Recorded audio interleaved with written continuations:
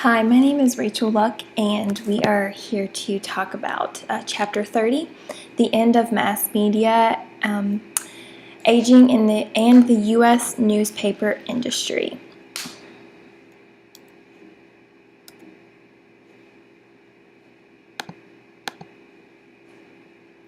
So just an introduction to this chapter. The baby boomers are the largest in U.S. history, and they grew up with mass media. And they by far have had the largest interaction with newspapers, television, and magazines. But right now this is starting to fail due to social media, and the newspaper industry is being hit the hardest. The boomers are the last chance that it would appear the newspaper industry has. Boomers are shifting away from the newspapers and printed news resources. So we're going to look at why this is. So fragmentation is a big part of what is going on with the newspaper industry. News, TV, and magazines are all suffering due to fragmentation. Fragmenting allows people to have access to exactly what they want.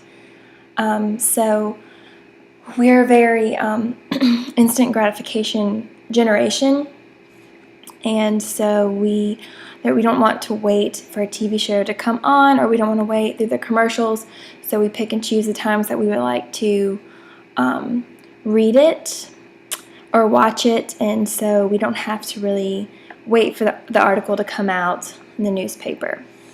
So fragmentation in news media means that we have instant gratification, like I stated earlier. But now this is usually just affected the younger generations, and now this is starting to affect the boomers as well. So the U.S. boomer market, the boomers have impacted every decade since the 1940s and 50s. And if you think about it, there are 78 million adults in the boomer age range, and they've done everything from lead massive social and political movements to like Civil War, civil rights, and rock music. They have gone through many different technology. They've had TV, they've had computers, cell phones. They've seen all of it come to play.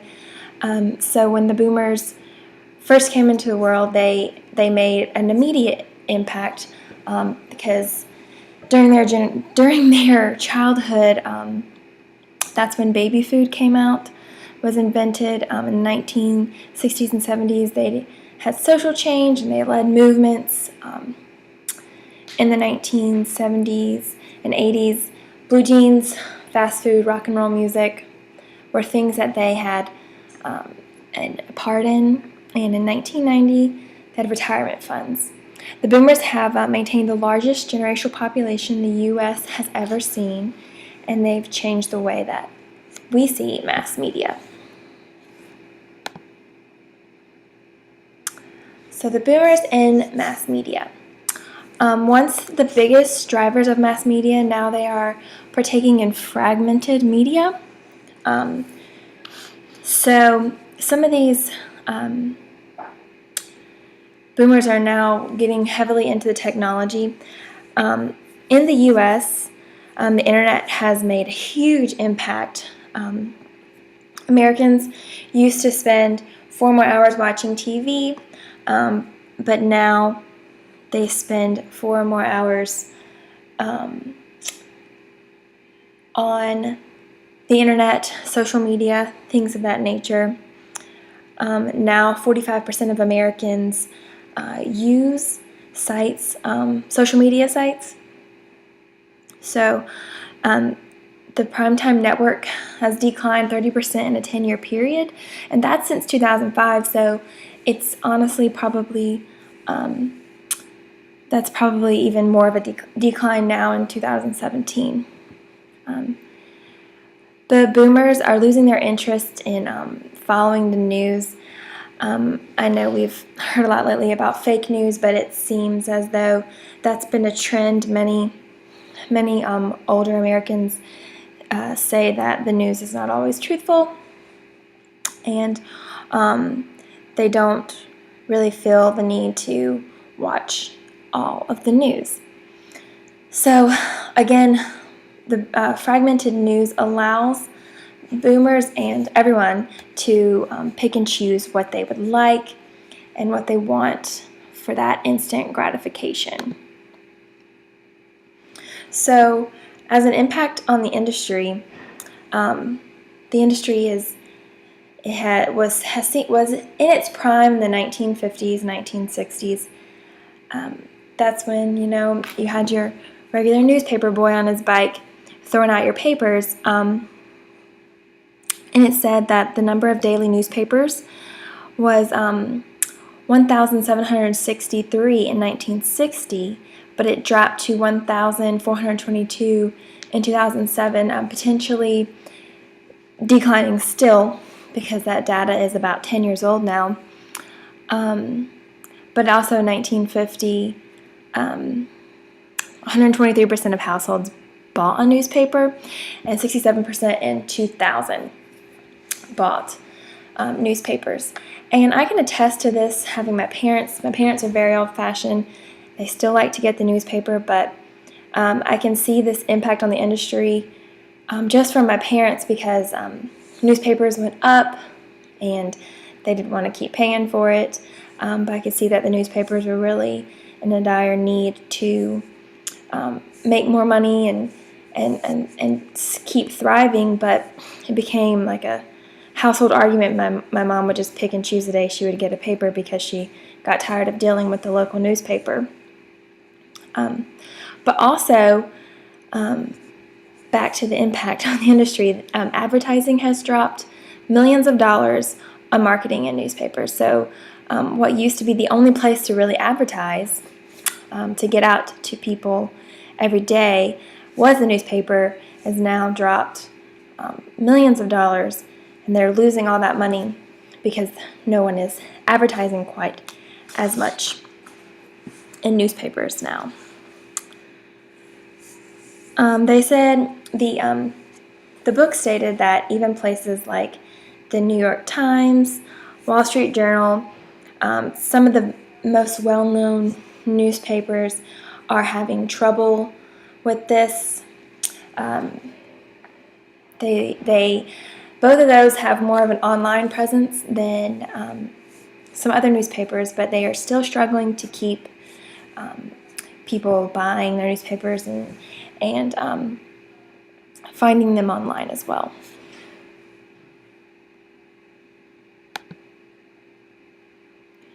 So, what does the future look like for print journalism? This is a big question. The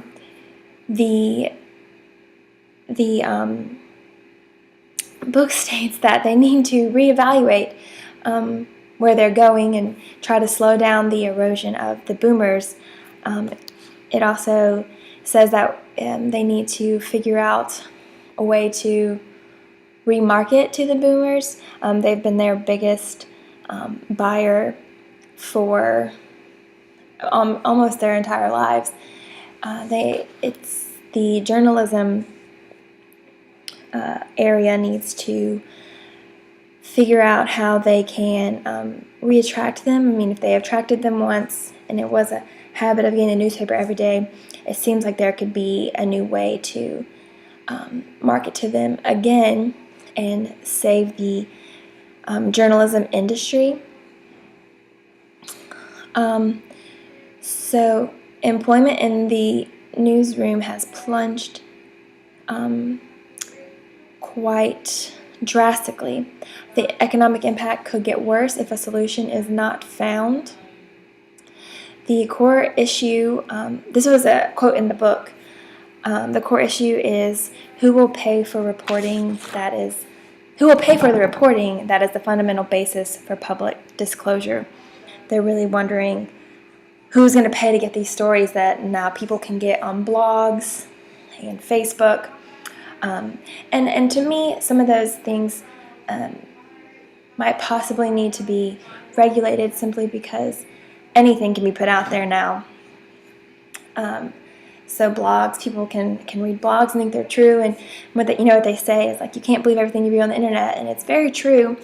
And we need to maybe reevaluate, come back to our roots a little bit, maybe get more people involved in reading. That might be a great idea. But that's kind of what the future looks like in print journalism.